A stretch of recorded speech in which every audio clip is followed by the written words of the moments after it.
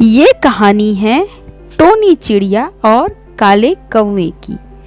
Tony चिड़िया और काला कौवा एक दूसरे से बहुत प्यार करते थे और शादी करना चाहते थे।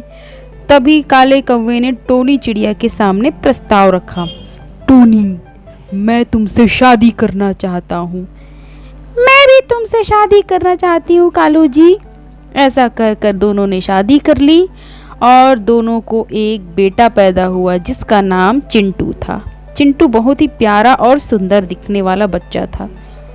और फिर काले कौवे ने कहा, चिंटू और टोनी, तुम दोनों अपना ख्याल रखना और घर में ही रहना। मैं लकड़ियाँ काटकर शहर से पैसे कमाकर आऊँगा, फिर तुम्हारे लिए खाने का इंतज़ाम करूँगा।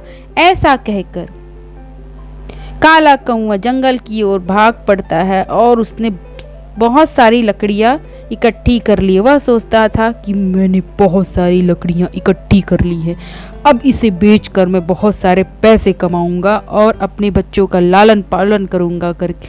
ऐसा सोचकर काला कौवा आगे बढ़ता है और इसी बीच टोनी चिड़िया अपने बच्चे चिंटू के लिए बनाना और बर्गर बनाती है।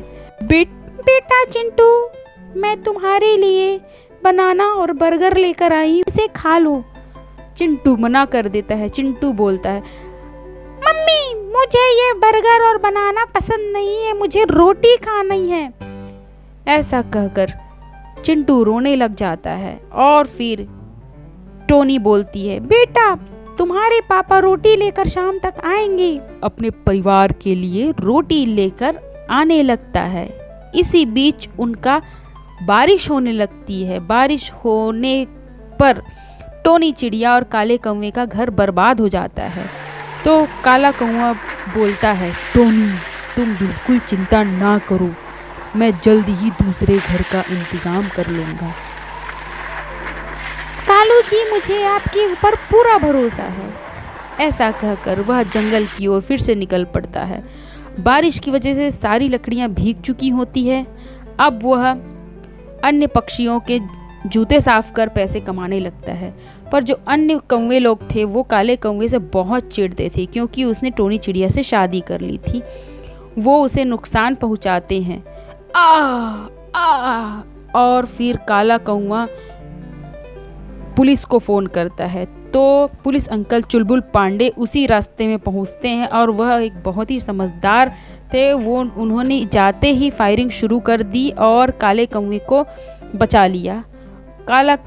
जब काला कौवा को जख्मी करके वो टोनी चिड़िया को नुकसान पहुंचाने के लिए चले जाते हैं, बंदी बना लेते हैं।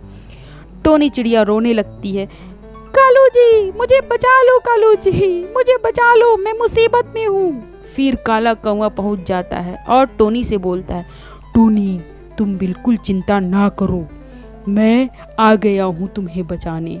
इसी प्रकार टोनी चिड़िया और काला कौवा फिर से एक साथ बहुत ही खुशी खुशी अपने परिवार के साथ रहने लग जाते हैं।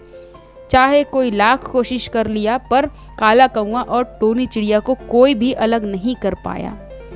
यदि कहानी अच्छी लगी बच्चों तो मेरे चैनल को लाइक, शेयर एंड सब्सक्राइब करिए इसी तरह से और भी वीडियोस पाने के लिए। Thanks for watching. Bye bye.